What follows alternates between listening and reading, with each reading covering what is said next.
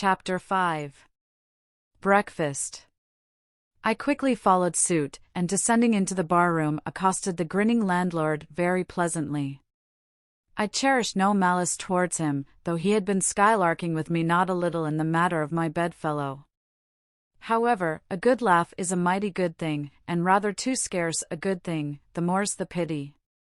So, if any one man, in his own proper person, affords stuff for a good joke to anybody, let him not be backward, but let him cheerfully allow himself to spend and be spent in that way. And the man that has anything bountifully laughable about him, be sure there is more in that man than you perhaps think for. The bar-room was now full of the boarders who had been dropping in the night previous, and whom I had not as yet had a good look at.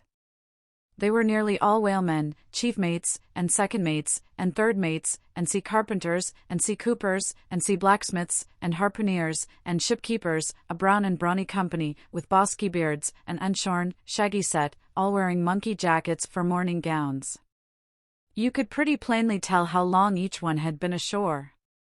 This young fellow's healthy cheek is like a sun-toasted pear in hue, and would seem to smell almost as musky. He cannot have been 3 days landed from his Indian voyage. That man next him looks a few shades lighter, you might say a touch of satin wood is in him. In the complexion of a third still lingers a tropic tawn, but slightly bleached withal, he doubtless has tarried whole weeks ashore.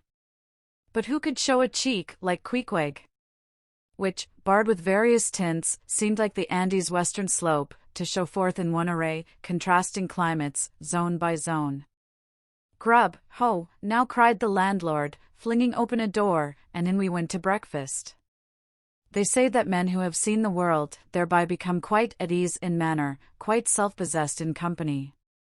Not always, though. Ledyard, the great New England traveller, and Mungo Park, the Scotch one, of all men, they possess the least assurance in the parlour.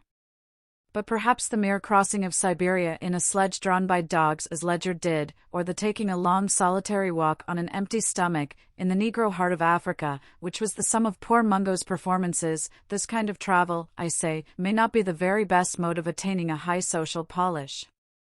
Still, for the most part, that sort of thing is to be had anywhere. These reflections just here are occasioned by the circumstance that after we were all seated at the table, and I was preparing to hear some good stories about whaling, to my no small surprise, nearly every man maintained a profound silence. And not only that, but they looked embarrassed. Yes, here were a set of sea dogs, many of whom without the slightest bashfulness had boarded great whales on the high seas, entire strangers to them, and duelled them dead without winking, and yet, here they sat at a social breakfast table, all of the same calling, all of kindred tastes, looking round as sheepishly at each other as though they had never been out of sight of some sheepfold among the green mountains. A curious sight, these bashful bears, these timid warrior whalemen. But as for Queequeg, why, Queequeg sat there among them, at the head of the table, too, it so chanced, as cool as an icicle. To be sure, I cannot say much for his breeding. His greatest admirer could not have cordially justified his bringing his harpoon in to breakfast with him, and using it there without ceremony, reaching over the table with it, to the imminent jeopardy of many heads, and grappling the beefsteaks towards him. But that was certainly very coolly done by him, and everyone knows that in most people's estimation, to do anything coolly is to do it genteelly. We will not speak of all Queequeg's peculiarities here, how he issued coffee and hot rolls, and applied his undivided attention to beefsteaks, done rare. Enough, that when breakfast was over he withdrew like the rest into the public room, lighted his tomahawk pipe, and was sitting there quietly digesting and smoking with his inseparable hat on, when I sallied out for a stroll.